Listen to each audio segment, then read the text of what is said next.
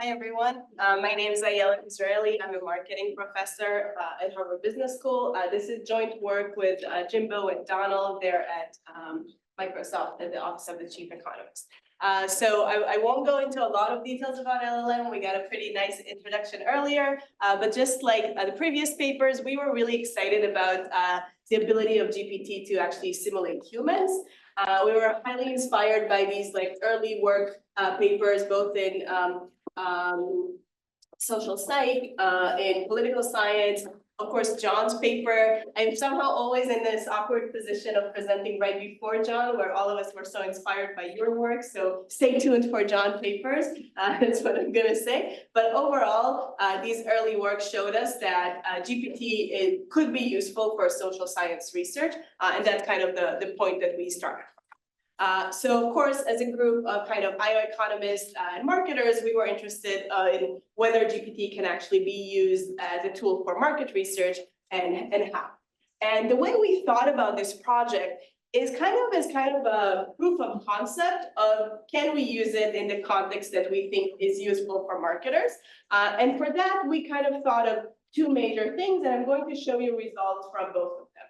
The first kind of part of results I'll show is around are the responses we get from GPT actually align with fundamental properties we expect from customer demand. And the second one is, are they actually useful? So, maybe it can tell you that it will pay, that if I offer it a cookie for $100 versus $1, it's going to choose the $1, but it will be willing to pay $50 for a cookie or something like that. So that's kind of how we thought about it, and that's the framing that I'm going to use. So how do we typically learn about customer preferences? We conduct market research. We typically have a population in mind. We want to draw some sample from this population, and we either talk to people, we run surveys, we run experiments, observational studies. Of course, all of these things are costly, time-consuming, labor-intensive, and the ideal data might not exist. At the same time, we're not going to say, I'm going to do something better. All I'm going to do is ask, can GPT emulate this type of data collection? So is it possible to reduce these costs, time, all of these things using GPT, and how? And of course, if the answer was no, I wouldn't be standing here. So yes, the answer is yes. And the way we think about this is we query GPT hundreds of times for each bundle of goods we wanted to consider. Kind of generating a response from a random sample of consumers. I'm going to use words like random and sample. Of course, GPT is a simulation that gives you predictions. It's not exactly data, but I'm going to loosely use these words. I'm even going to draw standard errors. Don't take them as standard errors because they are not. The way to think about the variance generated from GPT is something for another paper. But what we do, or what our hypothesis is instead of asking GPT, how much you're willing to pay, which you can do, we found that kind of thing just generates random answers. What we do instead is ask it to make a choice. And our hypothesis is that when we induce GPT to make a choice, based on how it works, based on how these language models work, maybe when it gives you, the option that it shows, it actually reflects the underlying probability of preferences in the population. So if I ask it to choose between, an Apple laptop and a Microsoft laptop, and it's more likely to choose Microsoft, maybe it actually reflects the preferences in the underlying data. And why do we think this should work? Well, actually, the underlying data includes, the whole internet. There's a lot of user-generated content. Maybe it includes something like product website, things like blogs, reviews, how do you buy stuff, and that can inform this kind of not decision-making because there's no decision-making here, but this kind of preferences or choice of what to provide. And also when we sample GPT, we use temperature equals 1 just to get to sample more of the GPT distribution of responses. So that's kind of what we do. Specifically in the prompts, we try to emulate the customer survey. So we ask GPT to fill in the question as if it were a customer that was shopping in a particular category and was randomly selected to participate in a survey. We describe features of the customer, for example, income. In newer work that is not in the slides, but will hopefully soon be updated in the paper, we also vary other features like gender, age, race, education, etc. We describe one or two products and give GPT the option to opt out. And we ask it either to make a choice or to provide a willingness to pay. And we repeat each of these prompts hundreds of times to generate our sample. We have 6 studies in the paper. I'm going to show you 3. The first one around, do we see fundamental properties of consumer demand? We're going to see something like a downward sloping demand curve and something like state dependence. And then I'm going to show you how we elicit willingness to pay for products. So the first study we run is, does GPT generate the downward sloping demand curve? We started with a binary choice. This is the exact initial prompt we used because this is the initial model that we use for GPT, DaVinci 3. Currently, we use, obviously, the newer models. You change the prompt a little bit because you have the system prompt and user prompt, but otherwise it's pretty similar. And we say exactly what I said earlier. We describe a customer, it's shopping for laptops, it was randomly selected, their annual income is 70,000, that's the median in the census. And we say, while shopping, the customer sees a particular laptop with particular specs. Price is red because I'm actually going to vary price. And then I say, the customer is asked after they finish shopping, did you purchase any laptop? If so, which one? In the older model of GPT, it was useful to tell it customer : so it gives you the answer as if it's a customer. Now you can just do it in the system prompt, so that doesn't matter. But essentially, for each price level that I'm going to use, I'm collecting hundreds of responses. I'm sampling 300 responses for each price point. And I get, hundreds of responses back. And these responses look like human responses, like what you would expect from a website. It refers to a budget, it understands the income, it understands the spec, but really all that I'm parsing from these responses is just the yes, no shares. You might want to do other work on this, but that was what we were interested in. And I plot them on this graph. If I squint, if I stand here, it's kind of downward sloping. Of course, there are spikes. Some of these spikes are because the digit before last is 9, something we know about humans. But is this satisfying-ish? So we know that humans, yes. When you say yes or no, is it yes buying that specific laptop or buying a laptop? Yes, specifically the Surface. Yes, yes, this is Surface shares. Yeah. So we know for humans that humans perform better in this question if we give them an alternative option, which is exactly what we do here. So we have an alternative MacBook Air. The price is the price that both of these products were comparable at the time of the training of GPT. So we went with that, and then we get something that looks more smooth. Again, it's not perfect, but we don't expect perfect from humans either. And I want to remind you, the way we get each and every single one of these points is sampling of 300 points. It's not like and memoryless. It's not like we tell GPT, oh, remember when I asked you about 750, you said this, or the GPT remembers this, but rather I ask it independently every single time, and I get something that looks like a downward sloping demand curve, something that looks like there is some kind of what we would call price sensitivity. We see that context matters to GPT, in particular, the reference price matters a lot. The $999 is where a lot of the action happens. We also see kind of brand preferences. Even when Surface was extremely cheap, it was only selected 50% of the time. When they are the same price, Surface is much less likely to be selected. We also learned from running this prompt that GPT typically chooses the first option you give it. So we counterbalance everything. So this is counterbalanced and so forth for all of the studies. And then we thought, maybe GPT knows a lot about computers because computers is something difficult to purchase. There are lots of reports about it, et cetera, et cetera. But maybe there are other items like supermarket goods that the internet doesn't know about, or the internet doesn't know about blogs discussing toothpaste. So we went to the supermarket, we ran this prompt, Colgate and Crest, whitening toothpaste. Prices are now much lower, of course. And we run this study, we look at the results. even more smooth than before. To us, this said, maybe toothpaste is not as differentiated as laptops for GPT. The second thing we said is, maybe GPT looks like it has diminishing sensitivity in the sense that, 25 cents matter a lot more in this relative to $250 in the other plot. But overall, we were pretty, happy with, it looks like something like a demand curve that I would create. We ran other studies, but I wanted to show you this one. Here I basically tell GPT, last time you shopped for toothpaste, you like Colgate, is this going to impact the choice?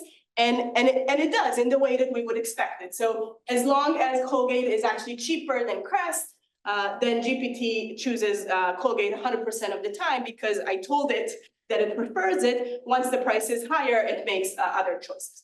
So overall, our kind of first part of the study of does GPT generate things that are consistent with customer demand showed us, yes, there is some room for optimism. And there's discussion of all of this in the paper, so I won't belabor with that. The next thing we wanted to see is, are the responses we get from GPT actually realistic and meaningful? So again, there is a study in the paper that looks at willingness to pay for products, where we actually describe a product and ask GPT, what is the maximum price you're willing to pay for this product? And it provides kind of a reasonable distribution. But what I'm very excited to show you, and what I think is more interesting, is willingness to pay for product attributes. Why is willingness to pay for product attributes more interesting? Well, first of all, it's much less likely to appear in the corpus. So how much are you willing to pay for fluoride in toothpaste? I don't know, right? and that's exactly why we were excited about trying that. We tried 3 approaches. One is literally asking GPT. It will give you an answer. It's not useful or realistic. We tried an indirect approach through a demand curve. You can read about this in the paper. But what worked really well and continues to work is something called conjoint analysis.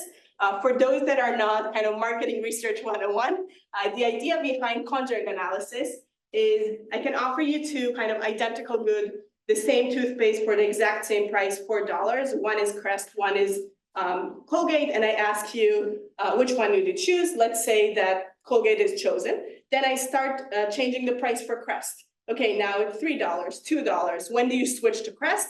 Once I figure out that, the $2 will be my evaluation for the Colgate brand. And I can do that for every single characteristics, for whitening, for flavors, for fluoride, whatever I want, and actually extract how much people are willing to pay for it, not by asking them directly, because humans are notoriously bad at telling you when you ask them, what is your willingness to pay?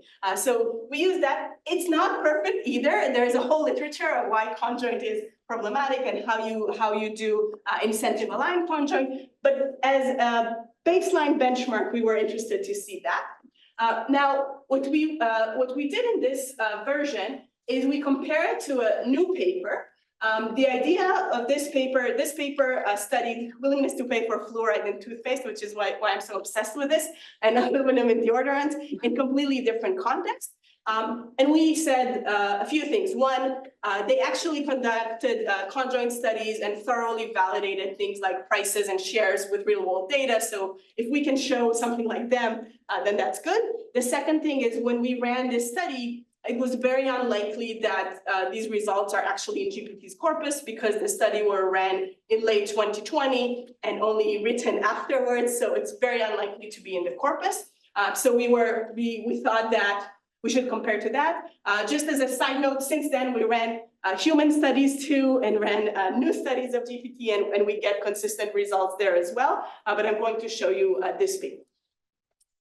So the idea is when we use the conjoint, we can not only figure out kind of the willingness to pay, but also see if the effect of kind of these attributes is consistent with things we expect in economics. The other thing that happens in conjoint study in the lab or when you use humans is that you're actually constrained by humans' ability to respond to questions. So you can imagine that the more attributes I have, the more levels I have, it's a more complicated design if I do the full factorial. And therefore, when we run human studies, we typically give them 12 questions to compare 2 things or 3 things at a time. We design it super balanced and orthogonal so we can actually retrieve something for this. GPT is, of course, not bound by any of this, so I can run a full factorial design on GPT and query it as many times as I want, which is exactly what we do. And what we get, so this is the prompt. We basically have Colgate and Crest. For both of them, we vary prices and fluoride. This is a simple design. We have more complex since then, but this gives you 3 price options, 2 fluoride options, 6 times 6 because of the 2 brands is 36 combinations. We run this 300 times, so 10,800 responses for this particular study. And we see that the results that we get are super consistent with what you see in economic theory. So cross-substitution patterns are just like you expect. When the Colgate price is low or the Crest price is high, more likely to choose Colgate, and similarly with fluoride. We also get a very similar willingness to pay to the paper. Our implied measure is $3.40, and in the paper is $3.27. Overall, we confirm this approach for a lot of new products and a lot of human studies. And I would say that off-the-shelf GPT, as is, even 3.5 turbo, does pretty well in orders of figuring out the order of magnitudes of human studies, willingness to pay for different features, such as storage in a computer, RAM, different flavors, etc. And it can be even improved over time. So we're pretty excited by this as well. The goal of this slide is to tell you that, not to tell you that you should replace all human studies with conjoint studies with GPT. The goal of this slide is just to emphasize the differences in cost and in time. For these 10,000 responses, it took us $3.35. With humans, if you run it yourself, you can do $100, $200. If you have a consulting company run it for you, it's hundreds of thousands of dollars. Newer studies that we ran that are more complex and have more attributes and levels cost us $400 to run on Prolific and $100 to run on GPT. So still a pretty good ratio of a fraction of the price and faster responses. So what did we do here? We use GPT as kind of a customer sampling mechanism and examine the distribution of its responses. The first set of results was meant to show that when you prompt it as a customer, GPT exhibits behaviors kind of consistent with economic theory. The second set of results meant to demonstrate that these are actually relevant and meaningful. All in all, this tells us that GPT may be able to serve as a powerful tool for understanding customer preferences. I would say, what is the take home? So at minimum, GPT can serve as a realistic simulator of customer choice. I'm a marketer. Maybe a computer scientist can do a better job in simulation, but this is pretty cool. It has all these biases and a foundational model that was just meant to generate language gives you something that is comparable to economic fundamentals, which is pretty exciting. And you can also provide GPT with additional knowledge or fine-tune to generate results that even more resemble your customer base or customer interest. You can use it as pre-testing, all of these things. As they advance, we expect them to be more useful. Of course, we are still working on understanding how useful and generalizable it is. You have to validate all of these responses critically in different contexts. GPT is pre-trained, so you can't ask it about tomorrow. You can ask it about tomorrow, but the result will be as useful as asking humans about tomorrow. And there are biases in GPT, and of course, you want to disclose the use of GPT for kind of ethical, but also just external validity reasons. I think I have time for a question and a half.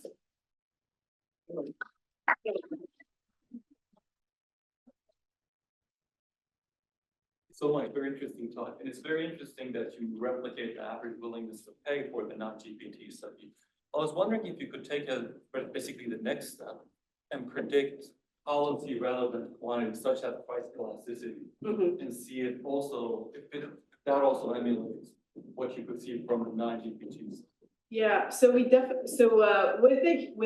human studies that we collected now, we can technically do that. The earlier results we've gotten is looking at by different groups. And it looks like GPT kind of understand differences between groups. So if it's high income versus low income, it will understand that the willingness to pay is different. But the magnitudes are very different than humans. And we're working on kind of fine tuning to see if it can improve those kind of differences. But that's kind of will be exciting if we can do that. There was someone- I'm just wondering, because in reality, humans are also very sometimes irrational. Correct. Do you observe any irrational behavior from GPT as well, or you think it is absolutely rational? No.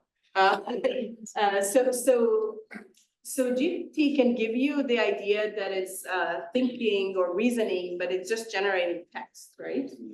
So let's remember that as a foundation. But we did manage in one study to get the price coefficient to be positive, and that was when we told GPT that it had income of over 200,000.